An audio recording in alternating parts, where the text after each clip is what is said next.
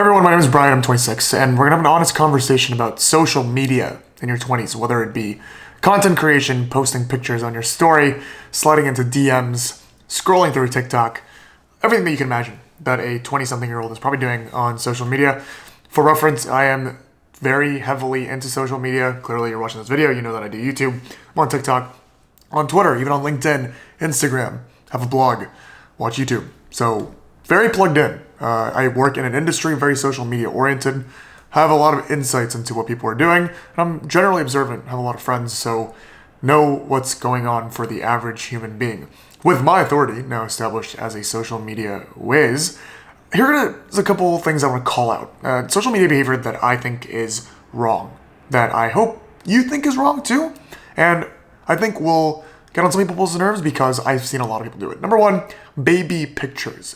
People who have almost a separate account for their own babies and use them for content. I understand you want to treasure your kids. I love kids, can't wait to have them.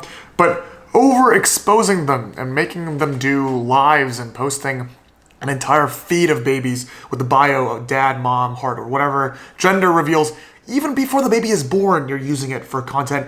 You are a bad parent. I think you are exposing, you are taking advantage of someone who might not even want themselves recorded, and you definitely are partly doing it for the likes and for the attention. I buy the, I want to treasure this moment and whatever thing. Put it in your own album. You're doing it because you enjoy people replying and saying, oh, so cute, and getting replies. Some of you guys, maybe a small minority, have a back of the mind feeling of like, oh, maybe this will take off and this is actually going to lead to something.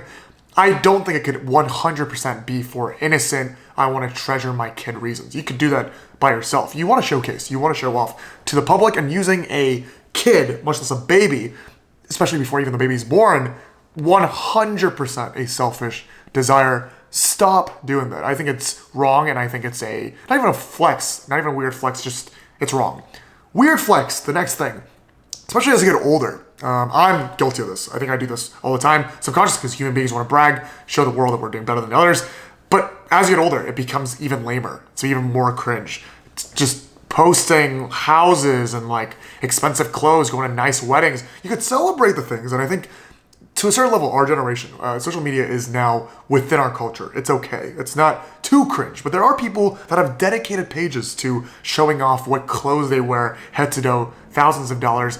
Yells insecurity. And unless you're a fashion YouTuber or trying to become one, which I partly appreciate, but if you are especially a parent or if you are an adult, a real adult heading into these things, and you're not a social media guru or someone that's doing social media as a professional full-time job, doing that just, yes, it could be your hobby, and I think it's better than the showing off your baby thing, but it says something about you, and the people around me that post such things, not very good quality based on what I've seen. People that post constantly on yachts, constantly showing off nice clothes.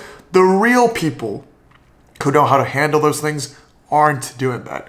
On that note, the third thing, I think the people that have really good lives and the people that have really bad lives are probably not posting on social media. It's a lot of the middle ground people that are doing okay or not that poorly and need an excuse to show off or to show the world that they're important or to tell themselves through that social media that whatever they're doing is important, that are posting. I think the extreme top 1%, not just in wealth, but in terms of happiness, are probably not on social media, and the extreme bottom 1%, not just in wealth of being sad, probably not on social media because they can't handle it or they have nothing to post on both ends. So take it with a grain of salt. What you're seeing is not everything, and it's not the end goal be all that you should do.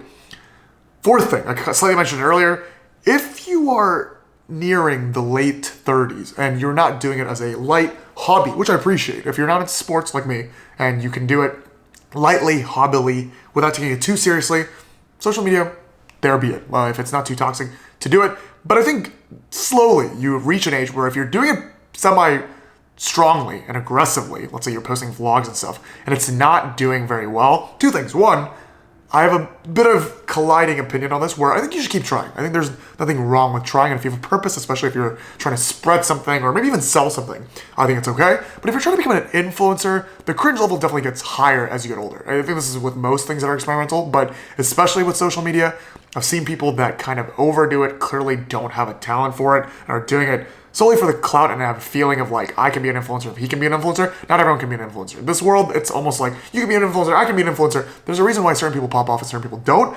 Partly luck, but I think a lot of it comes down to talent and things that you're born with, unfortunately and fortunately. As you get older, especially in the late 20s, I think it's good to kind of reflect, even speaking to myself, of like, should I keep continuing to do this, or is my next stage of life too grown out for this? And is this not just a hobby and I'm getting a little bit of toxic mentality and I feel like I need to succeed in this because I keep posting, when in reality, this is not for me. Number 5, this is a little sus. People who are in relationships and in marriages now have access to other people that previous generations didn't. Of course, I think platonic friendships to a certain degree exist, but people who are married swiping up at other people's stories, especially ones that aren't necessarily inviting, people's liking other people's pictures. These are examples that I've seen. Married couples, married people liking other people, other single people, or other married couples' pictures. Maybe if the other couple's married and the couples are friends with each other, sure. But I've seen married guys like bikini pictures of other girls that they're friends with on my Explore feed. And I don't know if I want to constitute it as cheating, but something feels wrong there. I think most honest, good quality people would agree that something is wrong there, and I think that's very odd social media. Granted, I think social media is fun for randomly checking up on people 5-10 years later, especially on LinkedIn and Instagram, if you have the time. I think when you scroll and you want to catch up with someone but not necessarily want to hit them up, but just want to see what they're up to, fascinating. Like their faces change, their looks change when they were married, they have kids, sure. But I have seen, in my opinion, creepy and wrong behavior of married folks and people in pretty deep relationships that do things that I don't think they should be doing on other people's profiles of the opposite gender. If you want to comment on that specifically, let me know. Maybe I'm being too conservative here, or I am just not understanding the psychology, but personally, based on what I've seen, something's wrong. The last thing that I am constantly shocked by is the amount of people that are on social media, period. I think a lot of times you have this understanding that people at different stages of life are probably exhibiting different behaviors.